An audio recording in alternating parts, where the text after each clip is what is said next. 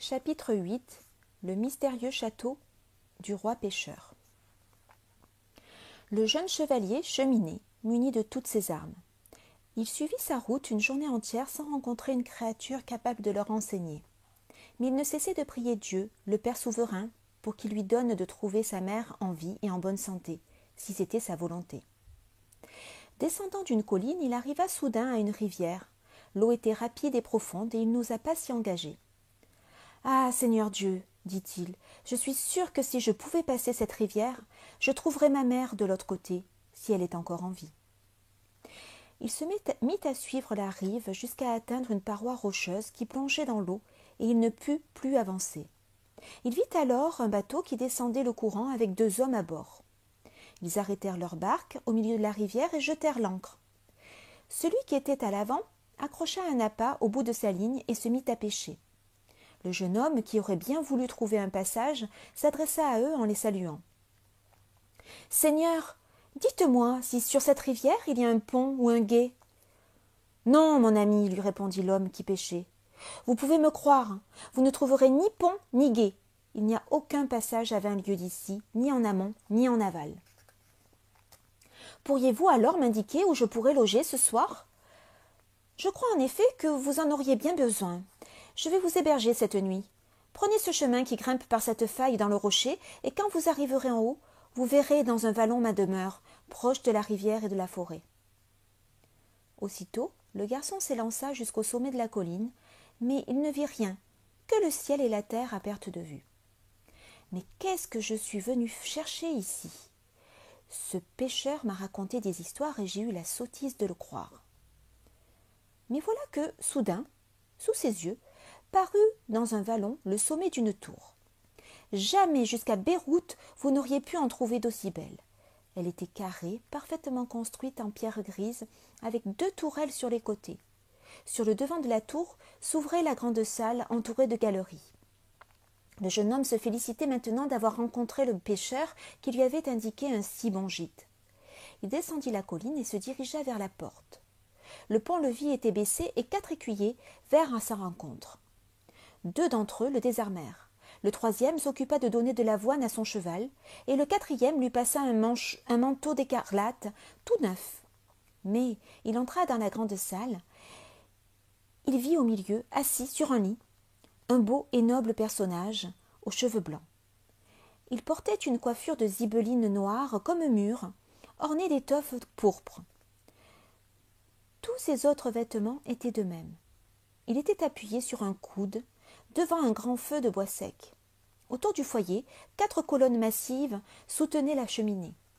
La salle était de si belle taille que 400 hommes auraient pu s'y asseoir à l'aise.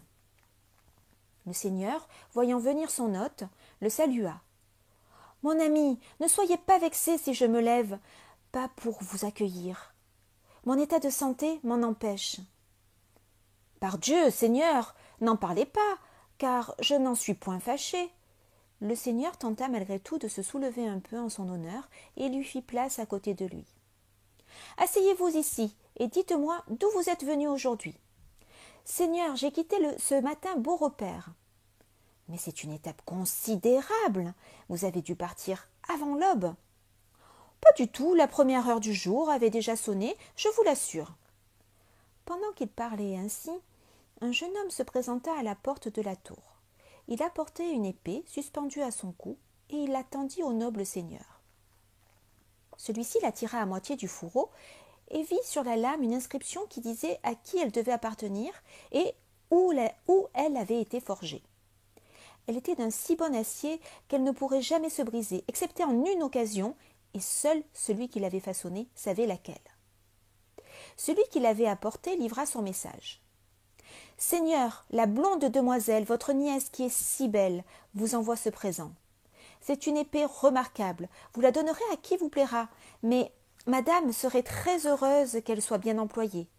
Celui qui forgea l'épée n'en fit jamais que 3, et il mourra sans en faire une autre après celle-ci. » Aussitôt, le seigneur la remit au jeune chevalier étranger en la tenant par le baudrier qui valait un trésor. Le pommeau de l'épée était d'or pur, le meilleur d'Arabie ou de Grèce, son fourreau recouvert d'une broderie d'or de Venise. Le seigneur la tendit au jeune homme. « Cher seigneur, cette épée vous est depuis toujours destinée, et je veux que vous l'ayez. Vous pouvez la ceindre et tirer la lame. » Le chevalier le remercia, ceignit l'épée et la tira nue du fourreau. Quand il l'eut contemplée, il la remit en place. Sachez qu'elle lui allait à merveille. On pouvait être sûr qu'il saurait s'en servir. Voyant un écuyer qui gardait ses armes près de la cheminée, il la lui confia et retourna s'asseoir auprès du seigneur qui lui avait fait un si grand honneur. La salle était brillamment illuminée de chandelles, et tandis qu'il parlait de choses et d'autres, ainsi que sortit d'une chambre un jeune homme. Il tenait dans son poing, par le milieu de la hampe, une lampe étincelante. Il passa entre le feu et ceux qui étaient assis sur le lit, et tous pouvaient voir la lance et le fer d'une blancheur éclatante. Une goutte de sang vermeil jaillissait de la pointe et coulait jusqu'au poignet du jeune homme. Le nouveau venu vit ce prodige, mais il se retint de demander comment cela pouvait se produire, car il se souvenait du conseil de son maître. Gornement l'avait mis en garde contre tout excès de parole. Il craignit de commettre une grossièreté, c'est pourquoi il ne posa plus aucune question. Là-dessus arrivèrent deux autres gens très beaux, qui tenaient dans leurs mains des chandeliers d'or ouvragés. Dans chacun d'eux brûlaient au moins 10 chandelles. Un Graal apparut ensuite, tenu à deux mains par une jeune fille, belle, gracieuse et magnifiquement habillée. Quand elle entra dans la salle avec le Graal, une extraordinaire clarté se répandit. Les chandelles perdirent leur éclat comme les étoiles ou la lune quand le soleil se lève. Après elle arriva une autre jeune fille qui portait un tailloir d'argent. Le Graal, en tête du cortège, était d'or pur. Il était incrusté de pierres précieuses, les plus belles et les plus rares que l'on put jamais trouver sur terre ou au fond de la mer. Aucune pierre au monde n'aurait pu les surpasser. Tout comme était passée la lance, les jeunes filles passèrent devant le lit et entrèrent dans une autre chambre. Et le jeune homme les vit sans oser demander à qui l'on faisait le service du Graal. Il avait toujours à l'esprit la recommandation du noble et sage seigneur. Mais je crains que ce ne soit une grande erreur. En effet, j'ai souvent entendu dire que trop se taire peut être aussi mauvais que trop parler. Toujours est-il qu'il garda le silence. Le seigneur commanda aux serviteurs de préparer les tables et de présenter l'eau. Pendant qu'ils se lavaient les mains avec de l'eau tiède, deux jeunes gens apportèrent une large table d'ivoire. Ils la tinrent jusqu'à ce que deux autres arrivent portant les tréteaux. Ceci était en bois d'ébène, un bois indestructible, dit-on, qui ne peut ni pourrir ni brûler. On posa dessus la table, puis la nappe. Que dire de cette nappe? Jamais cardinal ni pape n'en eut d'aussi blanche. Le premier plat fut un cuisseau de cerf au poivre, cuit dans la graisse. Un écuyer le trancha et leur en présenta les morceaux sur des galettes. Un vin clair et léger l'accompagnait, servi dans des coupes d'or. Et pendant ce temps-là, le Graal passa une seconde fois devant eux, sans que le jeune homme demande à qui on le servait. Il se retenait à cause de son maître qui l'avait gentiment averti de ne pas trop parler. Ce conseil était resté présent dans son cœur et dans sa mémoire. Mais il n'aurait pas fallu se taire. À chaque plat que l'on servait, il voyait passer devant lui le Graal et brûlait de savoir ce qu'il en était. « Je le demanderai, se dit-il, demain matin, avant de m'en aller, à l'un des serviteurs de mon hôte. » Ainsi, la chose fut-elle remise, et l'on continua à boire et à manger. Le repas fut somptueux, les mets et les vins délicieux. Le seigneur lui fit servir un festin digne d'un roi ou d'un empereur. La soirée se prolongea après le dîner. Pendant qu'ils conversaient, les serviteurs préparaient les lits et l'on apporta les desserts réservés à l'heure du coucher. Dattes, figues et noix muscades, girofles et grenades, gelées de fruits au gingembre d'Alexandrie. Avec cela, d'agréables boissons aromatisées, des vins doux, du vin de mûre et des liqueurs limpides. Le jeune Gallois, qui n'avait jamais connu ce luxe, était émerveillé. « Mon ami, lui dit alors le noble seigneur, il est temps d'aller se reposer.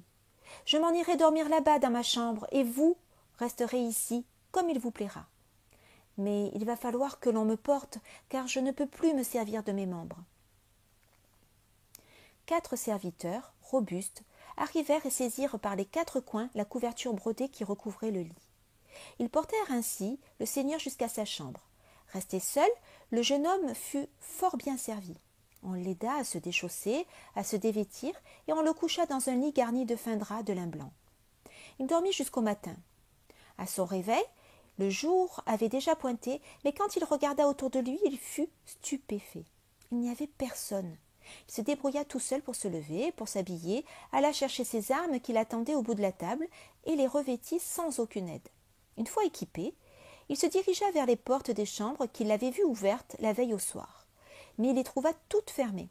Il poussa, frappa, appela, sans succès. Personne, pas un mot. Quand il en eut assez, il alla vers la porte de la salle. Elle était ouverte. Il descendit l'escalier. En bas, il trouva son cheval sellé, son écu et sa lance appuyée au mur. Il monta à cheval et parcourut les lieux. Il n'y avait personne, ni serviteur, ni écuyer, ni chevalier. Il se dirigea tout droit vers la porte du château où le pont-levis était baissé. On le lui avait laissé ainsi pour qu'il puisse partir plus facilement. Il se dit que s'il allait dans la forêt, il rencontrerait des gens du château. Ils avaient dû partir à la chasse. Il pourrait trouver quelqu'un qui répondra à ses questions. Pourquoi la lance saignait-elle? À qui portait-on le Graal? Il se décida donc à passer la porte, mais n'avait pas encore atteint le bout du pont-levis que déjà celui-ci se soulevait, faisant trébucher son cheval. D'un bond adroit, la bête parvint à se rétablir, mais quand le jeune homme se retourna, il vit le pont relevé. « Hé là, toi qui as relevé le pont, réponds-moi! Où es-tu? J'ai des questions à te poser. » Mais c'était en pure perte, car personne ne voulut lui répondre.